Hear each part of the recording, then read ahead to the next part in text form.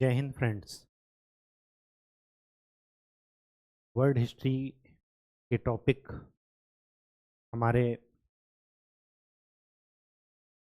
जो मुख्य रूप से विश्व इतिहास के लिए मायने रखते हैं। जर्मनी का एकीकरण हम लोगों ने पूरा कर लिया था। इटली और जर्मनी के एकीकरण के बाद विश्व इतिहास में एक अत्यंत दर्दनाक घटना हुई, जो कि स्वार्थों की टकराहट का परिणाम थी।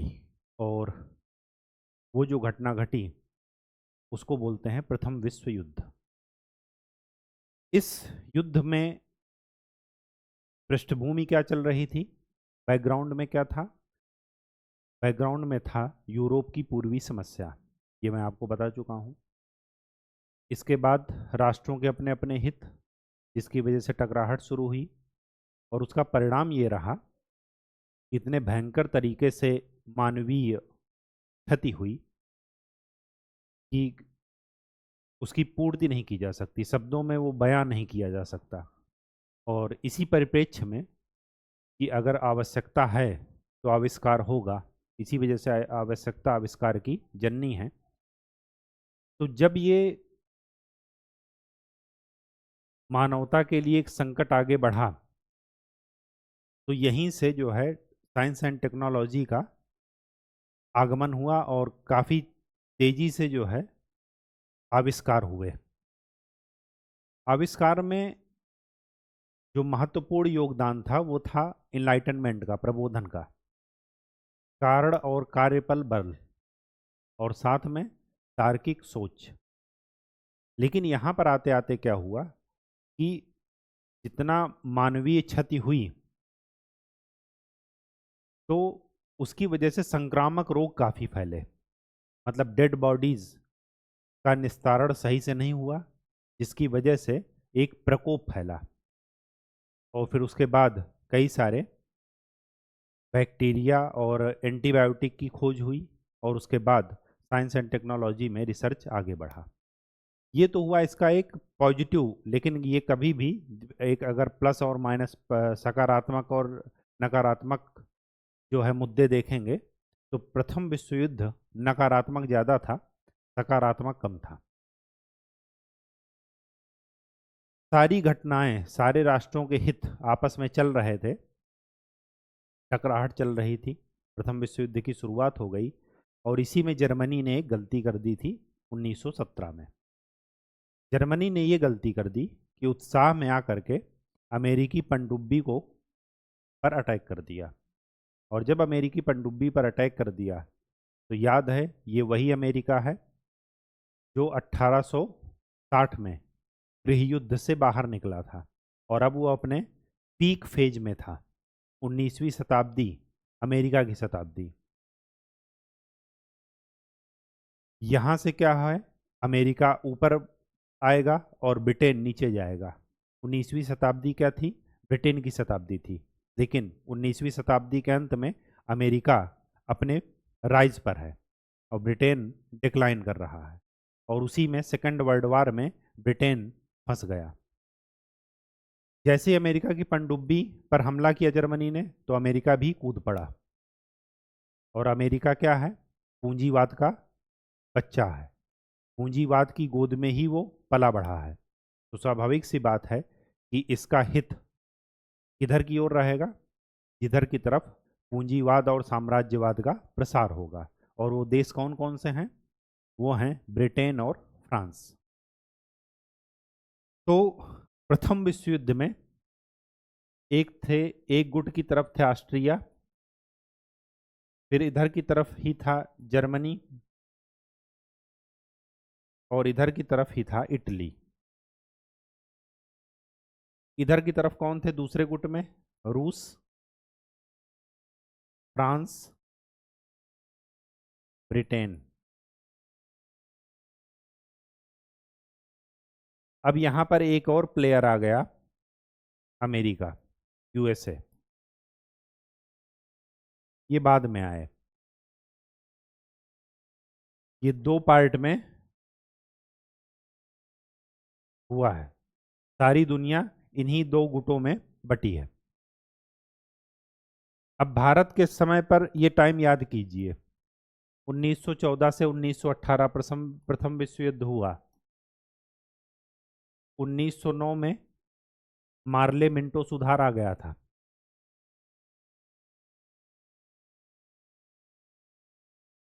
ठीक।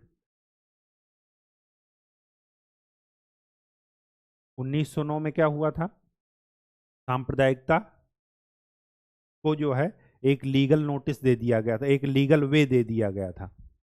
पृथक निर्वाचन प्रणाली अस्तित्व में आ गई थी। ब्रिटेन को इस समय आदमियों की जरूरत है, सैनिकों की। तो वो क्या कह रहे हैं कि हम ये जो युद्ध लड़ रहे हैं, ये साम्राज्यवाद के विरुद्ध लड़ रहे हैं, मानवता के लिए लड़ रहे हैं। और गांधी जी 1915 में जब आए, तो गांधी जी युवाओं को प्रेरित कर रहे हैं कि आप ब्रिटेन की तरफ से जाकर के लड़ो। तो उनको भर्ती वाला एजेंट कहा गया गांधी जी को। ये वही समय है। गांधी जी का ये मतलब था कि अगर ये जो है इनको सपोर्ट किया जाएगा, तो बाद में ये हम पर हमारी कुछ दिक्कतें सुनेंगे और हम पर दया करेंगे। जो हम मांग रहे हैं वो हमें दे देंगे। और क्या मांग रही थी कांग्रेस? Dominion status. भारतीय परिप्रेक्ष्य में देखते जाइए ये साल। उसके बाद क्या हुआ? सारी इकोनॉमी ध्वस्त हो गई। अब जब इकोनॉमी ध्वस्त हो गई, आपने अच्छे दिनों का सपना दिखाया था, तो उसको आप क्या करेंगे? लोग सड़कों पर आएंगे।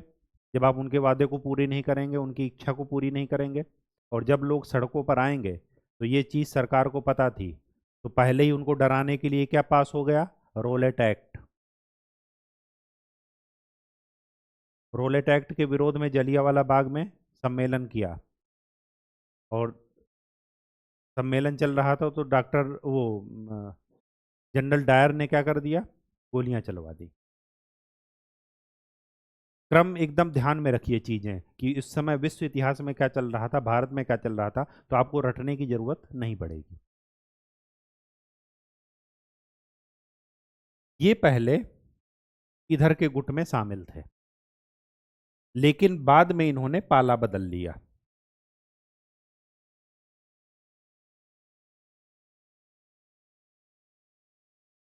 ये किसके साथ शामिल हो गए? इनके साथ इंग्लैंड की संधि कर ली है।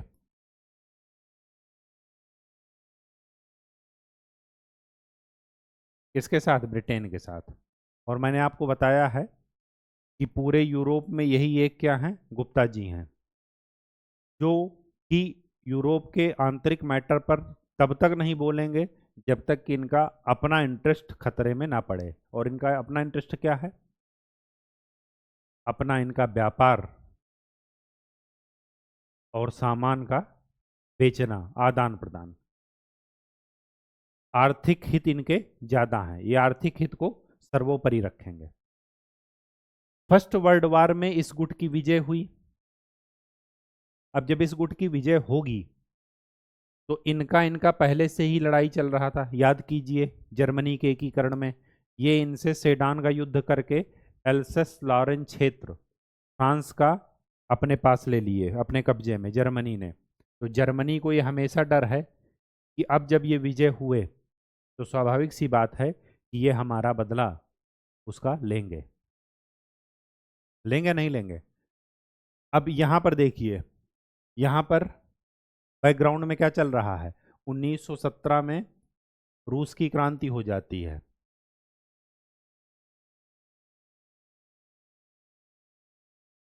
साम्यवादी क्रांति। दुनिया को इसने हिला कर रख दिया। सर्वहारा मजदूर वर्ग का शासन। और इनके अलावा सब कोई कौन है? सब लोग हैं क्या? कैपिटलिस्ट कंट्री, पूंजीवाद को बढ़ावा देने वाली। केवल यहीं पर क्रांति हो गई, अब बाकी सब भयभीत हैं। जैसे ही क्रांति हुई, इन्होंने अलग कर लिया अपने को इस गुट से, कि फर्स्ट वर्ल्ड वार में हम हिस्सा नहीं ले रहे हैं। और उस समय कौन था? लेनिन। ठीक। इनका जब डिक्लाइन हुआ, ये भी कूद ही पड़े थे। ये पीक पर थे उस समय, मतलब राइज कर रहे थे। और यहीं पर इनका जब डिक्लाइन होगा फर्स्ट वर्ल्ड वार में, तब यहीं पर ये क्या बनेंगे? एक नए महाजन के रूप में उभरेंगे। एक नई शक्ति के रूप में विश्व पटल पर अमेरिका का वर्चस्व होगा और मार्शल प्लान के तहत ये यूरोप को अंधाधुंध पैसा देंगे डेवलपमेंट के लिए। और जिससे आपने पैसा लिया, कर्ज लिया, स्वाभाविक सी बात है कि वो अपना काम निकालेगा और आप उसके ऋणी रहेंगे। तो आज भी यूरोप इनका क्या है, पिछलग्गू है। समझ गए बात। और ये तो बर्बाद ही हो गए क्योंकि ये वैसे भी हार चुके हैं। अब अगर आप इन तीनों का मैप देखेंगे तो ये तो अपना पाला बदल लिए, तो अब इनको भी इसी गुट में शामिल कर लीजिए। लेकिन जब स्टार्ट था तो ये इसी गुट में शामिल थे, तो इनको तो यहाँ से बाईकाट कर दीजिए। इनका और इनका मैप देखेंगे तो इनके पास ये ठीक और वैसे ही है जैसे ये भारत है और ये श्रीलंका है। ऑस्ट्रिया के पास बहुत ही यूरोप का छोटा सा क्षेत्र है, तो इनका कोई मायने नहीं रखता। इनको भी कमजोर किया जाएगा, लेकिन जो मेन शक्ति के रूप में उभरा था वो था जर्मनी। तो इन सब का दुश्मन कौन है, जर्मनी। तो जो फर्स्ट वर्ल्ड वार का परिणाम हुआ, सामाजिक आर्थिक राजनीतिक, उस परिणाम के बाद एक सम्मेलन बैठा जिसको आप बोलते हैं पेरिस शांति सम्मेलन।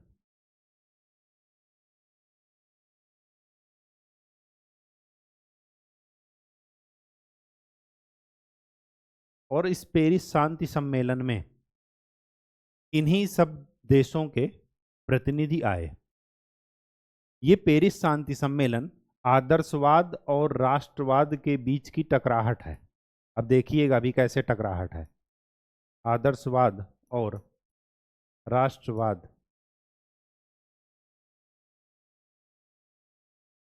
के बीच टकराहट।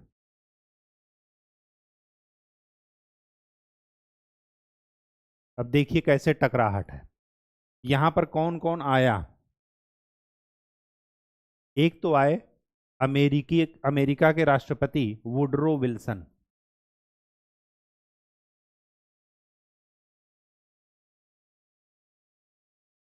ये वो हैं कि बेगानी शादी में अब्दुल्ला दीवाना।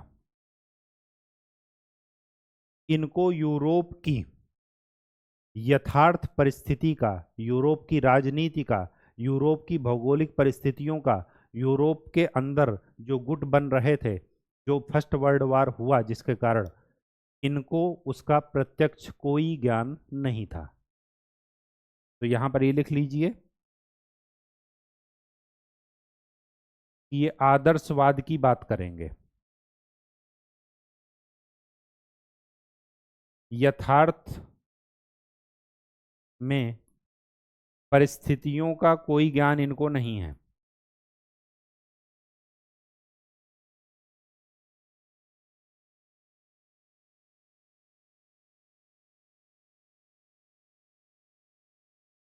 यूरोप की राजनीतिक, आर्थिक, सामाजिक परिस्थितियों का इनको कोई ज्ञान नहीं है। तो इनकी जो भी बातें होंगी वो आदर्शवाद की तरफ होंगी कि ये होना चाहिए, वो होना चाहिए, ऐसा है, ऐसा है। ठीक। इसके बाद रूस तो पहले ही बाहर है। अब यहां पर आएंगे ब्रिटेन के पीएम लॉयड जॉर्ज।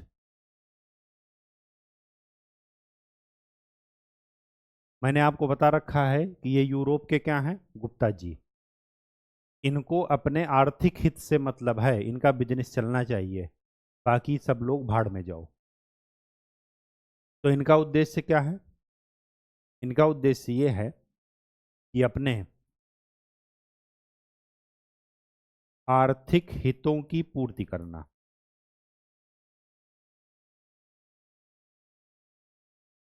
साम्राज्यवादी हितों की पूर्ति करना।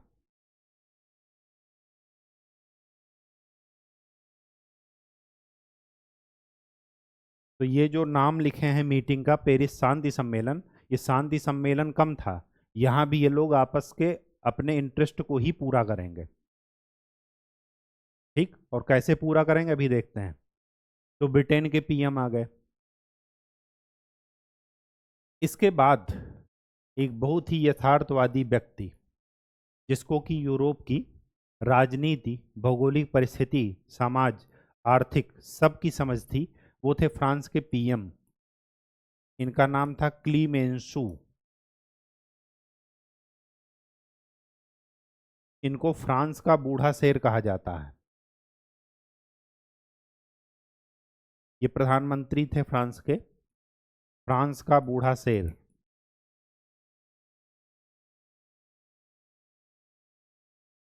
जैसे वो पूर्णतया आदर्शवाद की आइडियलिस्टिक बात करेंगे, वैसे ही ये पूर्णतया रियलिस्टिक बात करेंगे। यथार्थवाद के सपोर्टर, यथार्थवादी।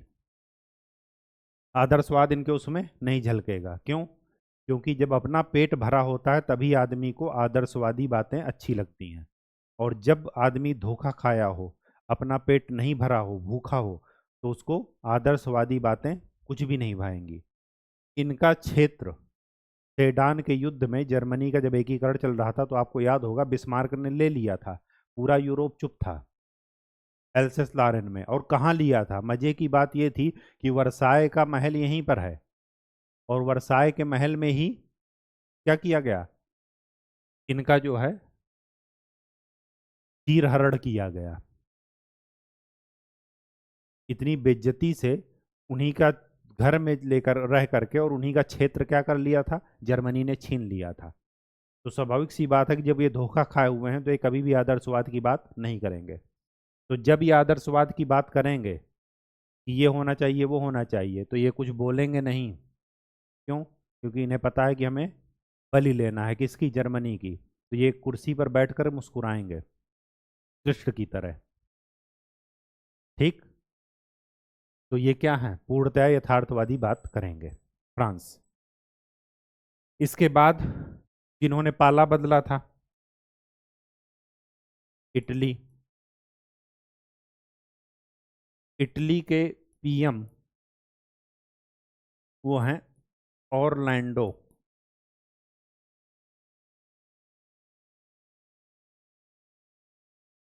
और जो पाला बदलते हैं उनकी इज्जत न पहले वाले गुट में होती है न बाद वाले गुट में, क्योंकि दोनों उनको शंका की निगाह से देखते हैं। तो इनकी कोई भी बात नहीं सुनी जाएगी। तो जब कोई बात नहीं सुनी जाएगी तो ये बीच में ही मीटिंग छोड़ करके, जो शांति सम्मेलन चल रहा है उसको छोड़ करके ही ये चले आएंगे। और ये किस लिए पाला बदले थे? पाला बदले थे दो कारणों से। अगर आप वर्ल्ड मैप देखेंगे आज के उसमें, तो भूमध्य सागर में है ये देश, भूमध्य सागर इसको टच कर रहा है, इटली। तो इटली जो है, वहां पर आप देखेंगे भूमध्य सागर में एड्रियाटिक सी है एक जगह, जैसे सी ऑफ मरमरा एजियन सी है। तो एड्रियाटिक सी में, एड्रियाटिक सागर में एक बंदरगाह है जिसको बोलते हैं फ्यूम बंदरगाह। ये चाहते थे कि उस पर इनका नियंत्रण हो। और क्या चाहते थे? और ये चाहते थे कि जर्मनी अगर हार गया है तो जो जर्मनी के उपनिवेश कहाँ हैं? अफ्रीका में, तो उस पर वो उपनिवेश इनको मिल जाए बंटवारे में। तो ये क्या चाहते थे? अफ्रीका में जर्मनी के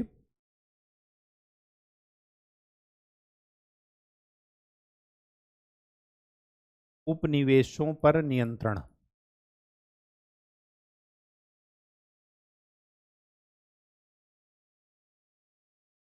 लेकिन ये ध्यान रखिए, रियल लाइफ में भी अगर आप पाला बदल करके कभी आज इसके साथ बैठ रहे हैं, आज उसके साथ बैठ रहे हैं, कल उसके साथ बैठ रहे हैं, तो आपकी स्थिति पेंडुलम की तरह है।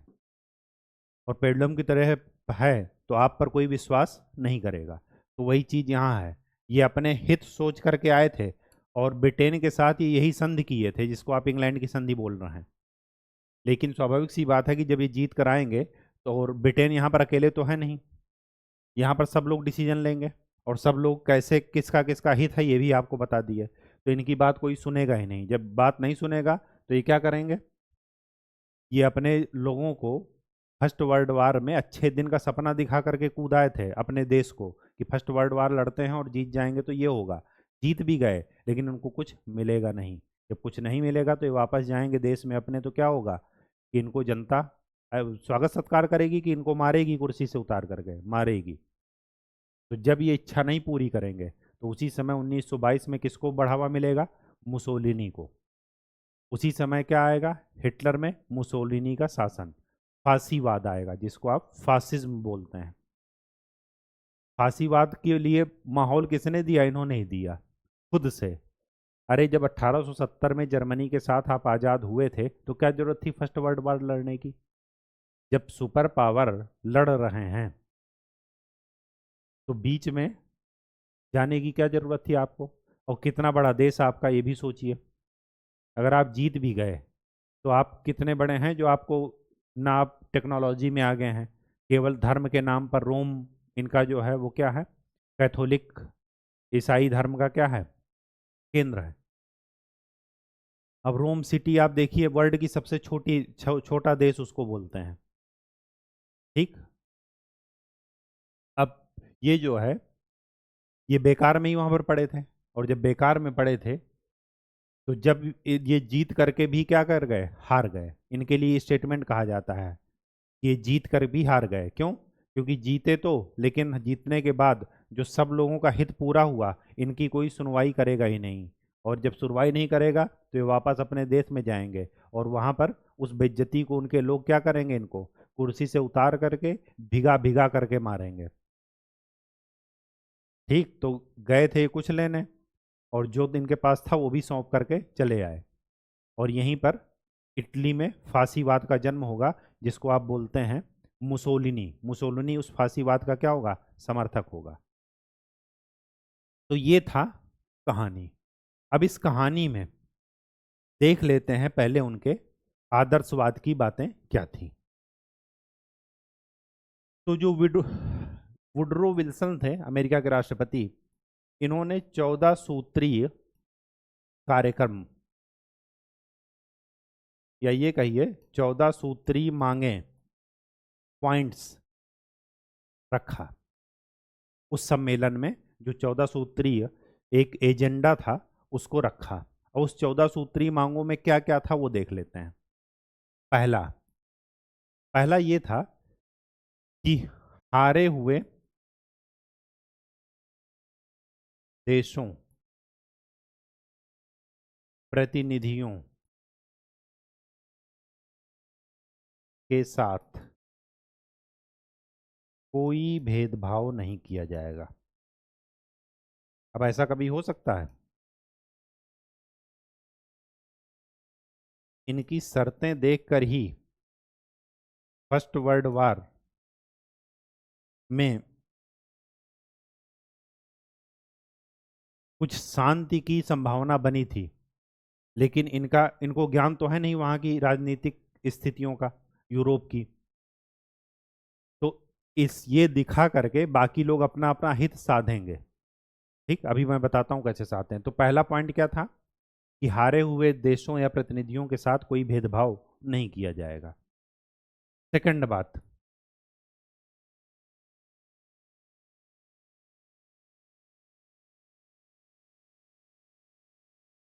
सभी के साथ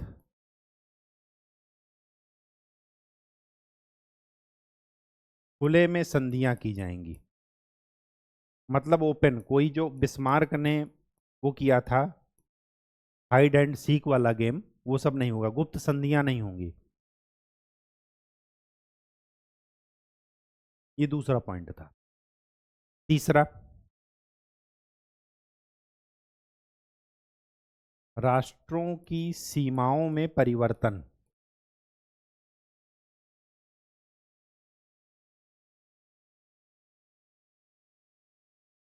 जनता की इच्छा के अनुसार होगा।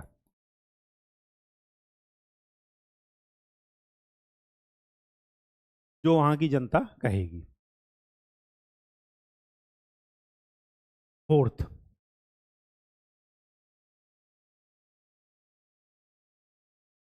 राष्ट्र संघ की स्थापना मानव कल्याण व शांति के लिए होगी।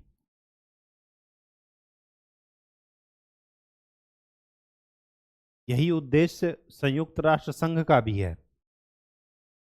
अब क्या बताइए, जिस संस्था की स्थापना वैश्विक शांति, अंतर्राष्ट्रीय शांति स्थापित करने के लिए की गई, क्या वो गाजा में युद्ध रोक पाए? क्या वो यूक्रेन में युद्ध रोक पाए? नहीं रोक पाए। क्या अफगानिस्तान को बंजर बनाने में रोक पाए? क्या ताइवान, वो वियतनाम में जब अमेरिका ने अटैक किया तो क्या वो रोक पाए? नहीं रोक पाए। तो इसी से अंदाज लगा लीजिए।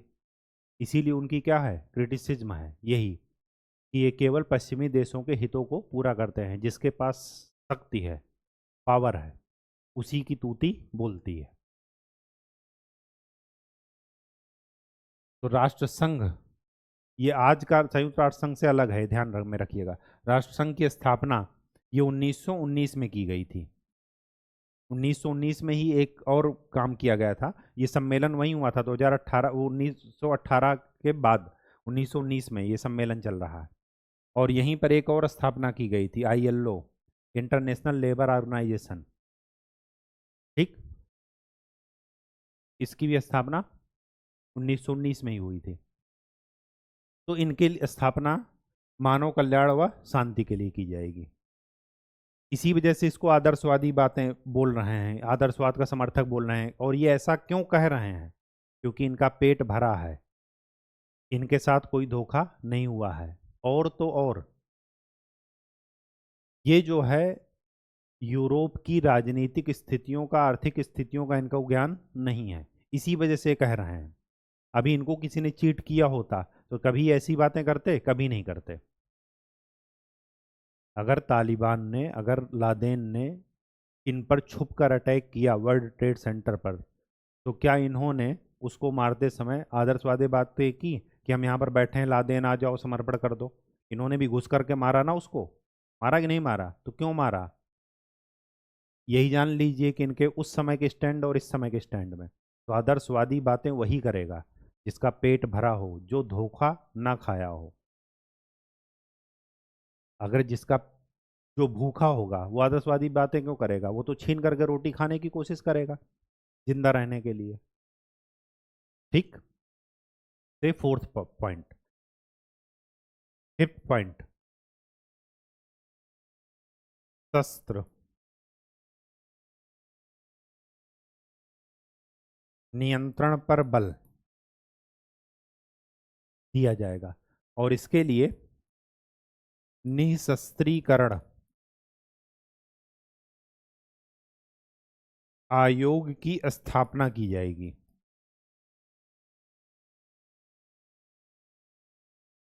और तो और अंतर्राष्ट्रीय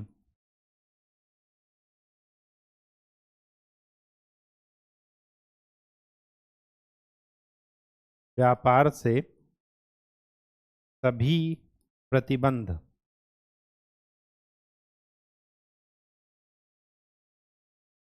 समाप्त कर दिए जाएंगे।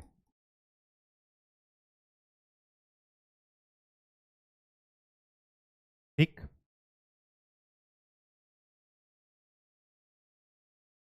और छठवीं बात, रूस के क्षेत्र से विदेशी सैनिकों की वापसी।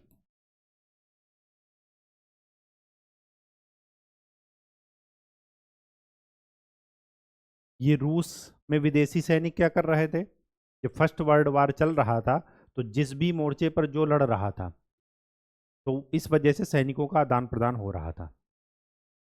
अब जब 1917 में वहां पर क्रांति हो गई सर्वहारा वर्ग की, तो बाकी जो पूंजीपति देश हैं वो डर गए।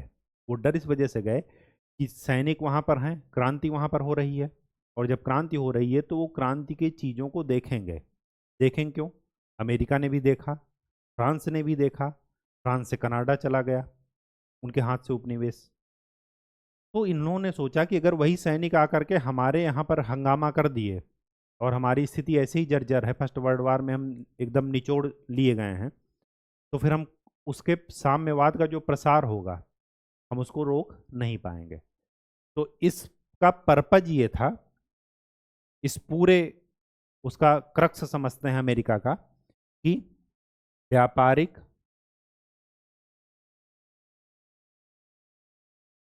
राष्ट्रीय हित को साधना। और तो और दूसरा उद्देश्य क्या था? साम्यवाद को रूस तक ही सीमित करना।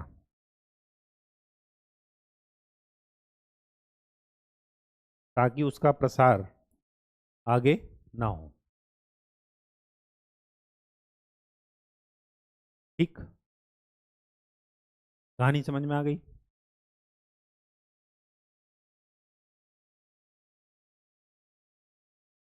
अब इन बातों को दिखा करके, इस मैनिफेस्टो को दिखा करके, जो मेन बंदा था वो कौन था? जर्मनी। जर्मनी को बैठाया गया टेबल पर कि आप सरेंडर करो। और तो और जर्मनी को सरेंडर, अब जब ये सब संधि कोई भी पढ़ेगा, जो हारा है, जो गुट हारा है, मैंने आपको बताया कि ऑस्ट्रिया, जर्मनी और इटली, इटली उधर शामिल हो गए जीते वाले के ग्रुप में। ऑस्ट्रिया हैं ही छोटे से, वो तो छिन्न भिन्न वैसे ही हो गए। बचा कौन बहुत अच्छा राष्ट्र? जर्मनी। तो मेन मुद्दा जर्मनी था, और जर्मनी को ही इन लोगों ने क्या किया? यही लॉलीपॉप दिखा करके उसको सरेंडर करवाया, और तो और उसको युद्ध अपराधी घोषित किया। अब जब ये मैनिफेस्टो जर्मनी के पास गया, तो कोई भी अगर इसको पढ़ेगा तो स्वाभाविक सी बात है कि वो, अगर वो पराजित हुआ है, तो वो एक टेबल पर जिस पर कॉन्फ्रेंस हो रही हो वहां पर बैठने से हिचकिचाएगा नहीं। क्यों? क्योंकि एजेंडा क्लियर है। लेकिन उसको ये लॉलीपॉप दिखा करके बैठाया तो गया टेबल पर, लेकिन उस पर अब क्या किया गया? कुछ चीजें फोर्स की गई, और जो चीजें फोर्स की गई इसी शांति सम्मेलन में, उसका नाम है वर्साय की संधि। तो अब नेक्स्ट हेडिंग डाल लीजिए, वर्साय की संधि।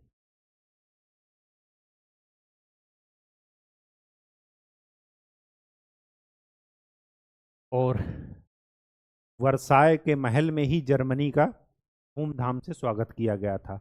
उसको राजमुकुट पहनाया गया था जब उसने फ्रांस से युद्ध लड़ करके एल्सेस लॉरेन क्षेत्र ले लिया था और अपने को एकीकृत कर लिया था। अब यहीं पर उसका क्या निकलेगा? जनाजा निकलेगा। तो ये क्वेश्चन पूछा जाता है कि जिस महल में उसका स्वागत सत्कार हुआ, उसी महल में उसका जनाजा निकाला गया। कमेंट कीजिए इस कथन पर। तो ये किसके लिए कहा गया है? जर्मनी के लिए।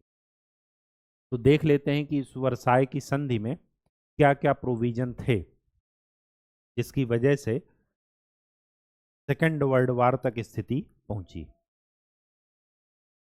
वर्साय की संधि और कुछ नहीं थी, जर्मनी को सैनिक, प्रादेशिक,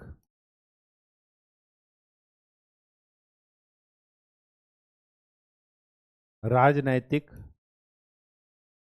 दृष्टि से, सॉरी, आर्थिक दृष्टि से कमजोर करना। कमजोर करना या तोड़ देना। अच्छा, एक चीज आपको मैं और बता दूं, यहां पर बताना भूल गया था। यहां पर ब्रिटेन, जिनको मैं गुप्ता जी कह रहा हूं, वो क्या कर रहे हैं? अपने आर्थिक हितों की पूर्ति कर रहे हैं। उनका सामान बेचने से मतलब है। लेकिन यहां पर ये एक चीज और ध्यान दे रहे हैं, ये जब ये शांति सम्मेलन हो रहा था, जर्मनी भी बैठा था उस शांति सम्मेलन में, तो ये जर्मनी के साथ कठोर भेदभाव करने के पक्ष में नहीं थे। इनको तो भेदभाव करना आ ही नहीं रहा था, क्योंकि इनको पता ही नहीं था कि जर्मनी, इनको तो सिर्फ ये पता था कि जर्मनी ने हमारी पनडुब्बी डुबाई थी जिसकी वजह से हम कूदे थे, और इनको बस यही मजा आया कि हमारी पनडुब्बी आपने डुबाई, हमने आपको युद्ध में हरा दिया। बस यही मजा आया।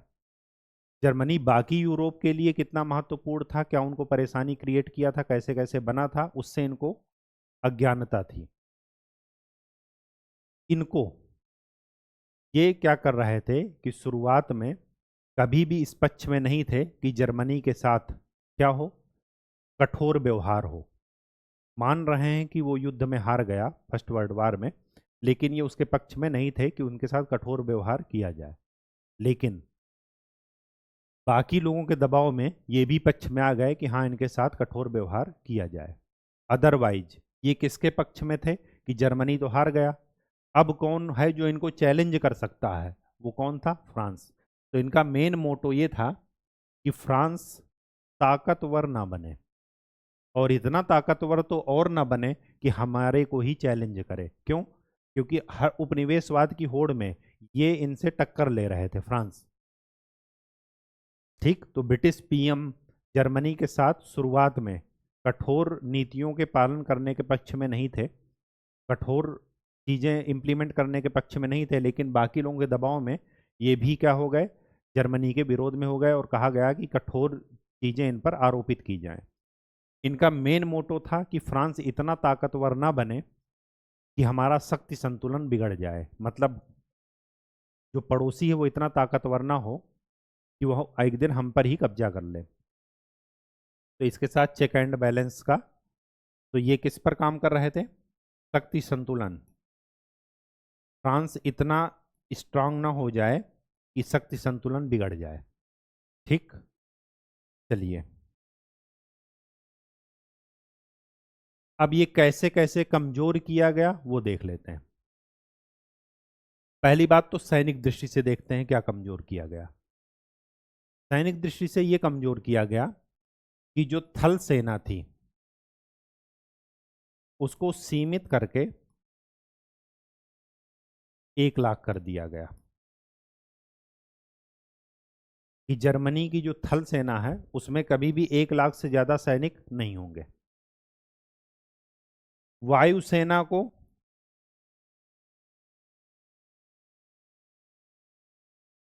विघटित कर दिया गया, निरस्त कर दिया गया, वायुसेना रख ही नहीं सकते। नौसेना को, नौसेना में 15,000 सैनिक रख दिए, इससे ज्यादा नौसेना नहीं रख सकते। अब ये 15,000 सैनिक का क्या करेंगे? न तो ये उपनिवेश बना सकते हैं कि बस अपनी ही रक्षा कर लें, बहुत बड़े वो भी जो है बहुत बड़ी बात होगी। ठीक, तो ये नौसेना 15,000, और तो और पनडुब्बी नहीं रख सकते।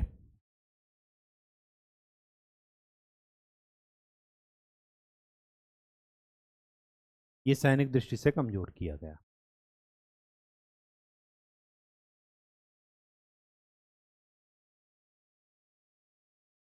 प्रादेशिक, प्रादेशिक रूप से कैसे कमजोर किया गया? प्रादेशिक रूप से 2 तरीके से कमजोर किया गया। पहला, उपनिवेश, उपनिवेशों को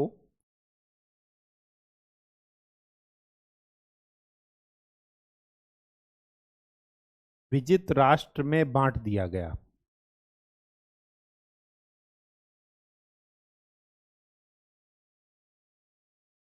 विजित राष्ट्र कौन से थे? ब्रिटेन थे, फ्रांस थे, रूस तो अलग ही हो गए हैं। अमेरिका भी नहीं है, अभी मैं बताऊंगा कि अमेरिका क्यों नहीं है। उपनिवेशों को विजित राष्ट्रों में बांट दिया गया, और यहां पर क्या किया गया, खास करके अफ्रीकी, जो अफ्रीका में जर्मनी के उपनिवेश थे उसमें क्या किया गया, मैंडेट सिस्टम लाया गया। मैंडेट व्यवस्था इसको बोलते हैं। मैंडेट व्यवस्था के अंतर्गत उसका जो कंट्रोल था वो किसको दे दिया गया था? डायरेक्ट रूप से फ्रांस को, और इनडायरेक्ट रूप से राष्ट्रसंघ को। राष्ट्रसंघ का उद्देश्य था कि इस, ये जो उपनिवेश हैं इनमें उन्नति, कल्याण और आर्थिक सहायता का मार्गदर्शन करे। तो इनडायरेक्ट रूप से वो राष्ट्रसंघ के अंडर में था, और डायरेक्ट रूप से किसके अंडर में था? फ्रांस के अंडर में। फ्रांस को दे दिया गया। दूसरा, प्रादेशिक रूप से क्या किया गया? प्रादेशिक रूप से एक दूसरा काम ये किया गया, सबसे पहले जर्मनी ने क्या लिया था फ्रांस से? Alsace Lorraine. तो एल्सेस लॉरेन क्षेत्र फ्रांस को दे दिया गया।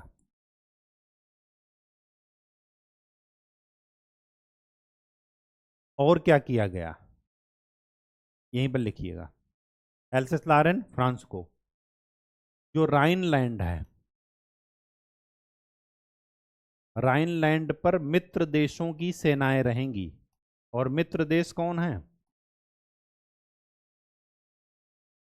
फ्रांस, ब्रिटेन, अमेरिका, रूस। इनकी, रूस तो अपने में ही परेशान है, अमेरिका कोई मतलब ही नहीं है, तो ब्रिटेन और फ्रांस की सेनाएं ही कहाँ रहेंगी? राइनलैंड में। अब जब वहाँ पर सेनाएं रहेंगी तो ऐसा तो है नहीं कि उसका यूज जर्मनी करेगा, तो उसका जो रिसोर्सेज हैं उसका यूज कौन करेगा? मित्र देश ही करेंगे। जर्मनी का एक क्षेत्र है रूर क्षेत्र, ये ठीक वैसे ही जैसे भारत का नागपुर का पठार। Rich in minerals, iron and coal में जो धनी क्षेत्र है, उसको दे दिया गया फ्रांस को। किसको दे दिया गया? फ्रांस को। कितने साल के लिए? 15 साल के लिए। इस 15 साल तक किसका कंट्रोल रहेगा इस पर? फ्रांस का। और देखिए, 15 साल बाद जनमत संग्रह होगा। जनमत संग्रह में अगर क्षेत्र फ्रांस को चला गया तो फ्रांस कंटिन्यू इस पर रहेगा, और अगर जर्मनी को चला गया जनमत संग्रह में तो जर्मनी उसकी कीमत देगा फ्रांस को। सोचिए कितना ये, मतलब एक होता है कि सजा देना, और एक होता है क्या, कि बिल्कुल ही मार देना। लेकिन जर्मनी मरेगा नहीं, यही सब बेइज्जती वो क्या करेगा? सहन करेगा। और आज देखिए उसको क्या है, सुपर पावर है। चाहे वो G7 के मेंबर में देख लीजिए, और उधर संयुक्त राष्ट्र में देख लीजिए, ठीक।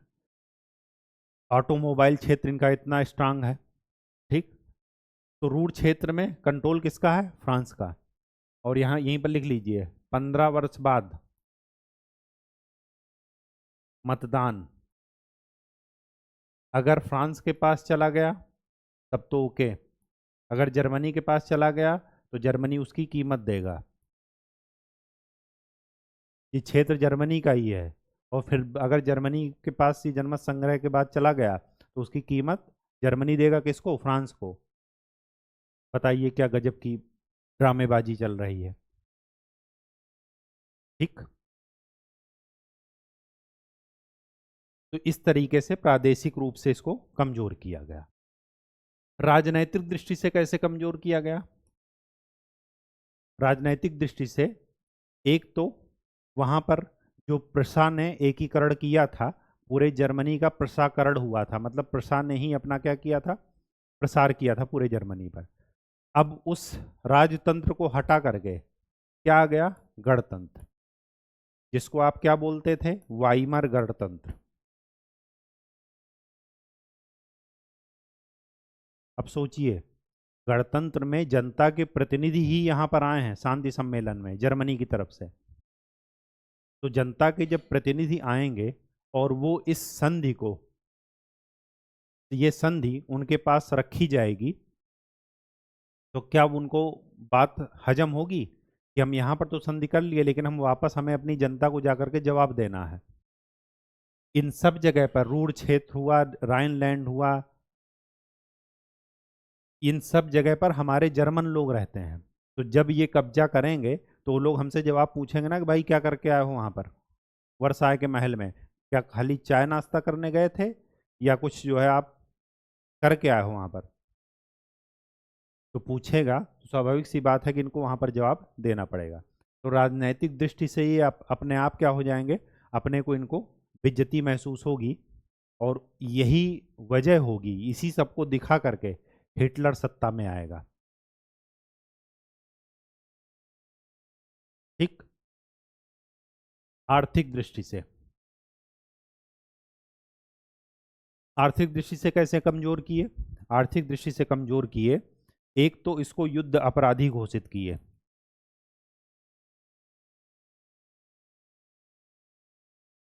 कि पूरा युद्ध आपकी वजह से खाली शुरू हुआ। अब इस समय बिस्मार्क नहीं है, ध्यान रखिएगा, बिस्मार्क चल बसे हैं, क्योंकि बिस्मार्क अगर होते तो कभी भी इतनी ओपन संधि नहीं होती। वो गुप्त संधि से पहले ही मामला क्या कर लेते, सॉर्ट आउट कर लेते, और साम दाम दंड भेद सारा लगा करके तो युद्ध अपराधी घोषित किए, पहली बात। और देखिए, जब युद्ध अपराधी घोषित किए तो 50 अरब डॉलर का जुर्माना लगाए इन पर।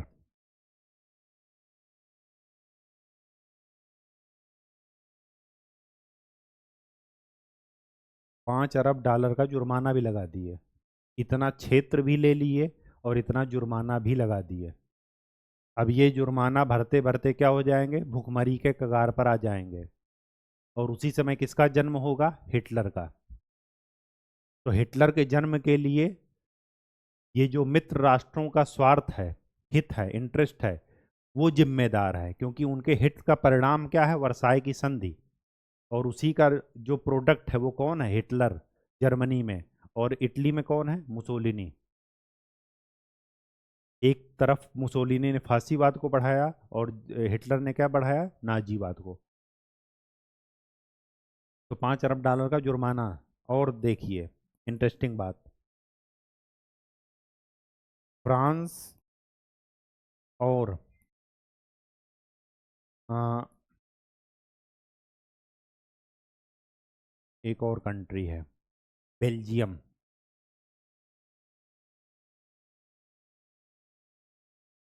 को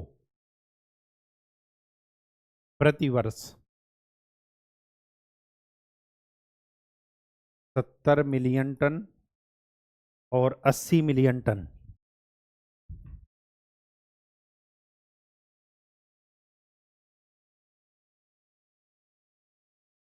कोयला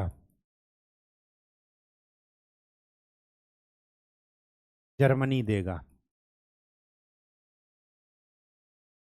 एक तो आपने क्षेत्र ले लिया, जो बचा हुआ है उसमें से ये करना है, तो खुद क्या करेंगे, देखिए इनकी शर्तें जरा देखिए। और चौथी बात, ये जो निशस्त्रीकरण पर बल दिया गया था, ये था आदर्शवाद में वुड्रो विल्सन के, तो एक निशस्त्रीकरण आयोग बना।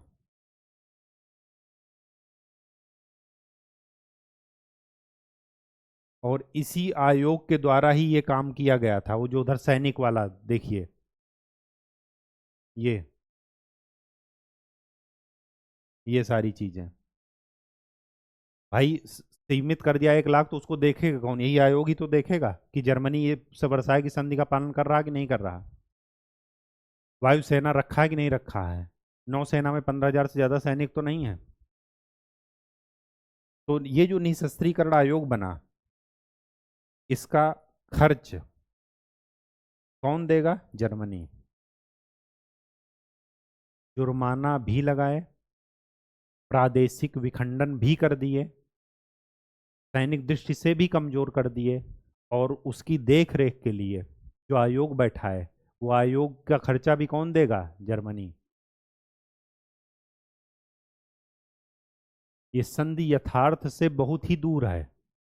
एक होता है कठोर, एक होता है मतलब कठोर का कठोरतम चीजें यहाँ पर देखने को मिल रही हैं। मानवता के नाम पर कलंक है। और आपको मैं बता दूं, यहीं पर एक चीज नोट कर लीजिए सैनिक वाले में, कि जो बिस्मार्क ने, जब जर्मनी का एकीकरण हो रहा था तो अनिवार्य सैनिक सेवा थी, प्रथम विश्व युद्ध में भी अनिवार्य सैन्य सेवा जर्मनी में चल रही थी, तो अनिवार्य सैन्य सेवा को समाप्त कर दिया गया।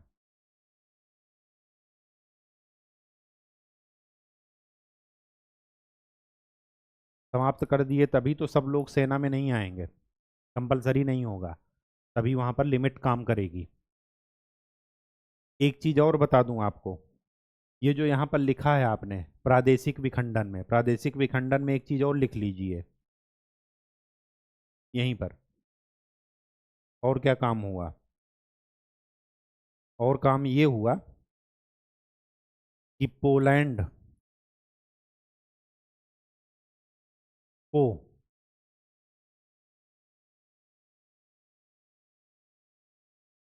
जर्मनी के अंदर से गलियारा दिया गया। सोचिए, गलियारा मतलब एक रूट दिया गया, किसके लिए? सी के लिए, सागर तक पहुंचने के लिए। किसके लिए है ये? पोलैंड के लिए। ये भी जर्मनी को देना पड़ा अपनी भूमि का इस्तेमाल। जैसे आज इंडिया चाहे कि हमें नॉर्थ ईस्ट स्टेट जाना है तो बांग्लादेश से गलियारा मांग रहा है, तो वही चीज है ये। तो जब इतनी बेइज्जती हो गई, इसके प्रावधान देख रहे हैं, ये कोई भी एक सभ्य राष्ट्र इसको स्वीकार नहीं करेगा। लेकिन याद रखिए कि लॉलीपॉप दिखा करके सम्मेलन में उनको बुला करके आत्मसमर्पण कराया गया था। उस आदर्श, वो जो 14 मांगे थी, 14 सूत्री वो थी, मैनिफेस्टो था, उसको देखकर जर्मनी सम्मेलन में आया था और वही देख करके उसने आत्मसमर्पण किया था। लेकिन आत्मसमर्पण के बाद जिस तरह से देशों ने उसकी मिल करके बेइज्जती की, ये उस बेइज्जती को सहन नहीं कर पाएगा। तो वर्साय संधि का कुछ क्रिटिसिज्म देख लेते हैं।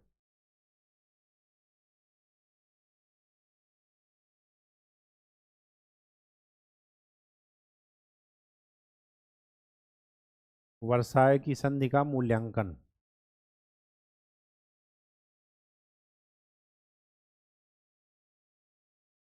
पहला,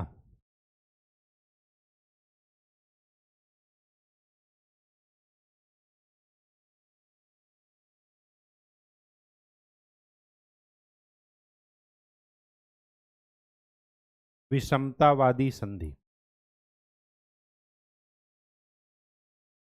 दूसरा, आरोपित। तीसरा, प्रतिशोधात्मक।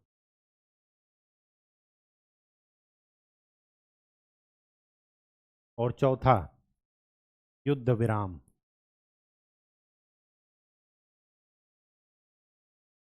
विषमतावादी संधि क्यों कहा जाता है? क्योंकि जो वुड्रो विल्सन ने 14 पॉइंट जो मैनिफेस्टो रखा था सम्मेलन में, तो उसमें कहा गया था कि पराजित राष्ट्रों के साथ कोई भी भेदभाव नहीं किया जाएगा। और जबकि इस संधि में पराजित राष्ट्र के साथ भेदभाव ही नहीं किए, उसका चीरहरण भी कर लिए, कुछ नहीं बचा अब उसके पास। तो ये विषमतावादी संधि है। आरोपित इसलिए क्योंकि उनके पास चॉइस नहीं है कि आप इसको मानो या ना मानो। उनको बैठाया गया बाकायदे और कहा गया कि इस पर साइन करो।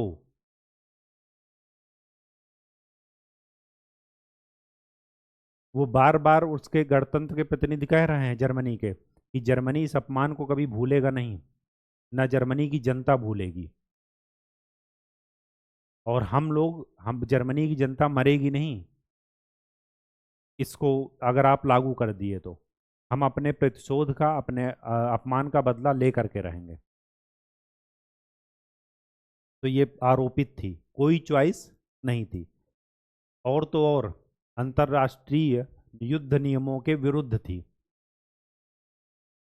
मतलब जब आप संधि आरोपित कर रहे हैं, उससे हर्जाना ले रहे हैं, तो कम से कम उसके पास इतना तो छोड़िए कि उससे आप हर्जाना ले सकें। आपने उसका क्षेत्र भी ले लिया, सैनिक भी वो कर दिए, और उसके बाद उस पर जुर्माना लगा दिए। स्थिति ऐसी हो गई थी कि एक एक ट्रक के उस पर पैसे के चक्कर में एक पैकेट ब्रेड मिलती थी। इतनी इतना जो है, मतलब जर्मनी की मुद्रा वो हो गई थी, अवमूल्यन उसका हो गया था।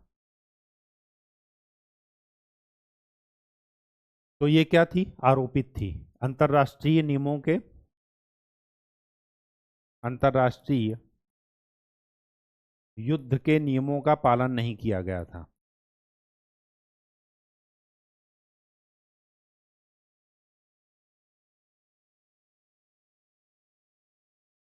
पालन नहीं किया गया था। प्रतिशोधात्मक, प्रतिशोधात्मक किसके थी? मेन था फ्रांस, क्लीमेंसू, जिसको आप फ्रांस का बूढ़ा शेर कहा जाता है। पूर्णतः यथार्थवादी दृष्टिकोण उसने, और उसी की इस पूरे सम्मेलन में विजय हुई। क्योंकि ब्रिटेन उनको अपने आर्थिक स्थिति, आर्थिक हित आगे रख रहे थे, तो हस्तक्षेप ज़्यादा नहीं कर रहे थे। मेन जो विजय हुई किसकी हुई? फ्रांस की। एल्सेस लॉरेन क्षेत्र भी ले लिए, रूर का क्षेत्र भी ले लिए, प्रतिवर्ष 70 मिलियन टन कोयला भी ले रहे हैं। तो उससे वो क्या करेंगे? कोयला बेचेंगे तो है नहीं, वो उससे अपना क्या करेंगे? अपने यहाँ इंडस्ट्रियल डेवलपमेंट करेंगे। ठीक, तो ये पूर्णतया क्या थी? प्रतिशोधात्मक। और तो और इसके जो प्रावधान थे उसको देख करके एक ब्रिटिश कमांडर थे माइकल फॉच, इन्होंने कहा था कि यह संधि नहीं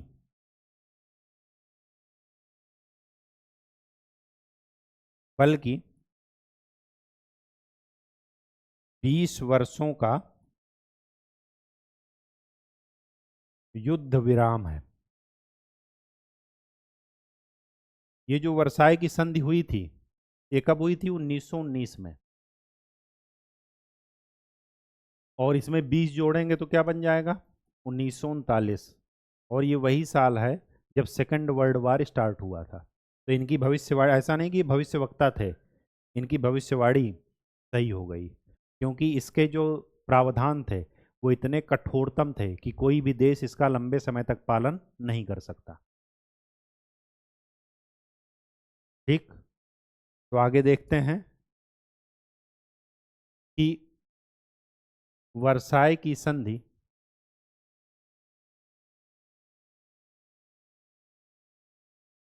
सेकेंड वर्ल्ड वार का कारण थी। इस प्रश्न का जरा जवाब देखते हैं कि वर्साई की संधि सेकेंड वर्ल्ड वार का कारण थी। इसका ये मतलब हुआ कि क्या केवल जर्मनी ही सेकेंड वर्ल्ड वार के लिए रिस्पॉन्सिबल था? तो ऐसा नहीं है। इसके लिए रिस्पॉन्सिबल कौन था? तुष्टीकरण की नीति। तुष्टीकरण जानते हैं किसे कहते हैं? तुष्टीकरण ये कहते हैं कि गलतियों को जानबूझ करके नजरअंदाज करना। जैसे घर में अगर छोटे भाई बहन हो आपके, तो अगर लड़कियों की संख्या ज़्यादा है, सपोज 2 लड़कियां हैं 1 लड़का है, तो लड़की की गलती माँ बाप जानबूझ करके नज़रअंदाज करेंगे। क्यों? क्योंकि वही उनका वारिस है। और वो ये भी बहनों को ये समझाएंगे, बेटियों को, कि आपका एक ही तो भाई है। अब वो, अगर उसने, भाई ने जिद पकड़ लिया कि हमें बहन का कान पर जो है दांत काट करके ही सोना है, तो बहन को ही कहा जाएगा कि आप दांत कटवा लो। और जबकि क्या करना चाहिए कि उसी समय उनको 2 थप्पड़ मारना चाहिए और खुद प्लास से उसके कान पर काट लेना चाहिए कि लो अब कैसा लगा। अब चाहे आप सो और चाहे घर से बाहर निकल करके रो। तुष्टिकरण क्या है? अनवांटेड मांगों को पूरा करना, गलतियों को नज़रअंदाज करना, और तो और गलती में सपोर्ट करना। ये होता है तुष्टिकरण की नीति। अब देखिए कैसे तुष्टिकरण की नीति सहायक हुई। लुजॉन एक शहर है इटली का। लुजान समझौता हुआ किसके इसके बीच में? जर्मनी और इंग्लैंड के बीच में। इस समझौते के द्वारा जो क्षतिपूर्ति की रकम थी, जो जुर्माना लगाया गया था,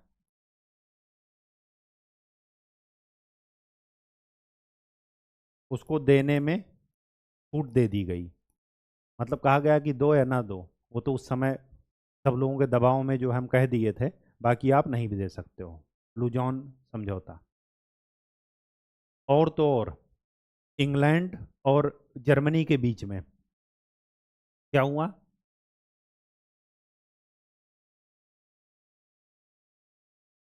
नौसैन्य समझौता हुआ। नौसैनिक समझौता। इसके द्वारा क्या किया गया? आर्मी जो 1 लाख थी वो बढ़ाई गई। नौसेना 15,000 थी, उसकी संख्या बढ़ाई गई। और तो और पनडुब्बी भी रखने की इजाज़त दे दी गई, और सिर्फ एक कारण से। उसका कारण क्या है वो देखिए। जब आप मैप देखेंगे तो इधर है जर्मनी, कुछ राष्ट्र हैं, इसके बाद है रूस, और उस समय था यूएसएसआर, 17 देश इसी के उसमें साम्यवादी थे। तो जर्मनी मतलब हिटलर, ये सब किसको दिखा रहा? पश्चिमी देशों को भय दिखा रहा, किसका? साम्यवाद का। और ये लोग इसको सपोर्ट में क्यों कर रहे हैं कि ठीक है आप इनसे लड़ते रहो, साम्यवाद के प्रसार को रोको। तो साम्यवाद के प्रसार को रोको ठीक है, लेकिन कम से कम आप इतना भी तो ध्यान रखो कि ये साम्यवाद का डर दिखा करके खुद क्या कर रहा है। तो ये साम्यवाद के नाम पर अपने आप को मजबूत कर रहा है, और बाकी मित्र राष्ट्र क्या कर रहे हैं? इसको देख रहे हैं, इसको सपोर्ट कर रहे हैं, इसके लिए तुष्टीकरण की नीति अपना रहे हैं। अदरवाइज वर्साई की संधि करते ही नहीं, या करते तो इतना कठोर जनक ना करते, ऐसी करते कि जो वो पूरी कर सके। और यहीं पर हिटलर क्या कर रहा? वर्साई संधि के हर एक प्रावधान को तोड़ रहा, हर एक पॉइंट को तोड़ रहा, हर एक कानून को तोड़ रहा। और तो और उनके सपोर्ट लेकर के तोड़ रहा कि तुमने ही लगाया था ना, ये कहा था ना, अब बताओ मैं कैसे करूं? नहीं नहीं करो तो आप साम्यवाद को रोको, बस कैसे भी करके। सोचिए। तो वर्साई की संधि सेकेंड वर्ल्ड वार के लिए रिस्पॉन्सिबल नहीं है। सेकेंड वर्ल्ड वार के लिए रिस्पॉन्सिबल है मित्र देशों की तुष्टीकरण की नीति, उनके अपने राष्ट्रीय हित।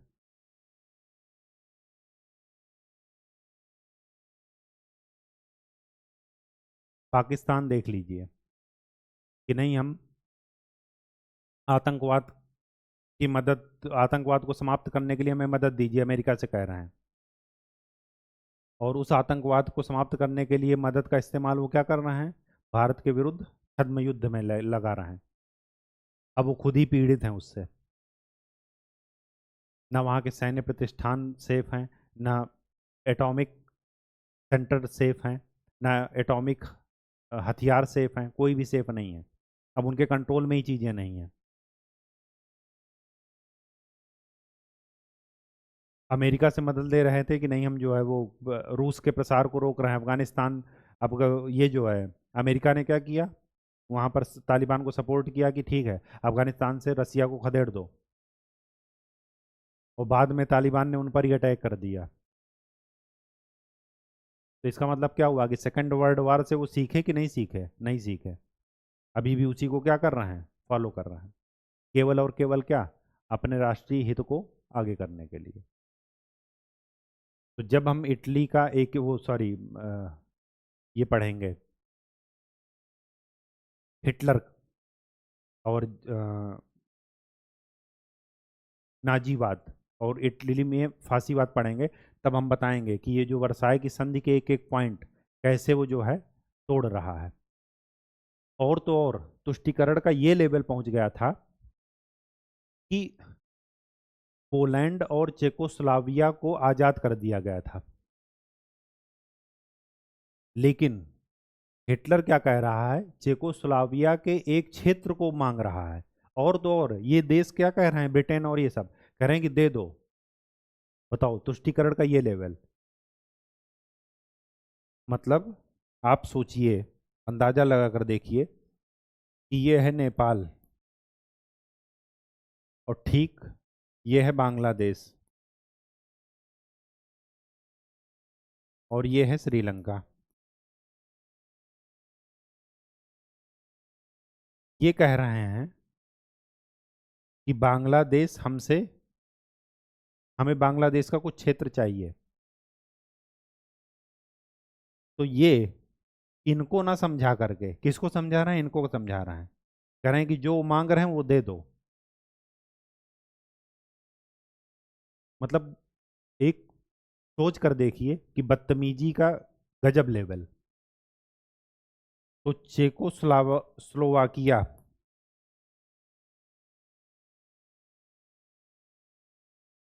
का क्षेत्र मांग रहे हैं कौन? हिटलर। और अनर्गल मांग है ये। क्या दिखाकर मांग रहे हैं? कि हम साम्यवाद के प्रसार को रोक रहे हैं। और ब्रिटेन और बाकी पूंजीवादी शक्ति क्या कह रही है, साम्राज्यवादी शक्तियां, वो इनको कह रही हैं चेकोस्लोवाकिया को कि हिटलर जो मांग रहा दे दो।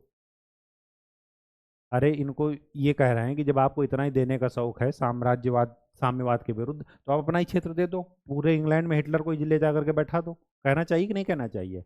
लेकिन ये कमजोर हैं तो क्या कहेंगे। और हिटलर भी वही गलती करेंगे जो नेपोलियन ने किया था, एक साथ पूरब और पश्चिम में अभियान। और मैंने आपको बताया था कि जो 6 महीने हैं, अब तो 3 महीने 4 महीने हो गए, अक्टूबर से लेकर के फरवरी तक का, वो रसिया को अपने आप प्राकृतिक रूप से विजेता बनाते हैं। क्यों? क्योंकि इतनी सर्दी पड़ती है कि वहाँ पर -70 -80 डिग्री टेम्परेचर साइबेरिया में, और ना खाने को कुछ ना रहने को। तो जो भी बाहरी लोग आएंगे वो अपने आप पत्थर की मूर्ति बन जाएंगे ही। ठीक, तो मेनली क्या था सेकेंड वर्ल्ड वार के लिए रिस्पॉन्सिबल? वर्साई की संधि नहीं, ये जो देशों का राष्ट्रीय हित है, देशों का तुष्टिकरण की नीति है, देशों का विचारधारा पर विजित करने की लालसा है, ये है मेनली सेकेंड वर्ल्ड वार के लिए रिस्पॉन्सिबल। तो वर्साई की संधि, केवल जर्मनी, ये कभी भी द्वितीय विश्व युद्ध के एकमात्र कारण नहीं हो सकते। उसके कई सारे कारण हैं, उनमें से एक कारण ये भी होगा, लेकिन पूरा का पूरा 100% दारोमदार इसी पर था, ऐसा नहीं है। नेक्स्ट, हम लोग 1919 तक पहुंच चुके हैं। इसी बीच में एक घटना हो गई है 1917 में, रूस की क्रांति। तो नेक्स्ट लेक्चर में हम लोग रूस की क्रांति पढ़ेंगे। तब तक के लिए खूब अच्छे से पढ़ाई कीजिए, मेहनत कीजिए, प्रीवियस ईयर क्वेश्चन देखते रहिए। धन्यवाद।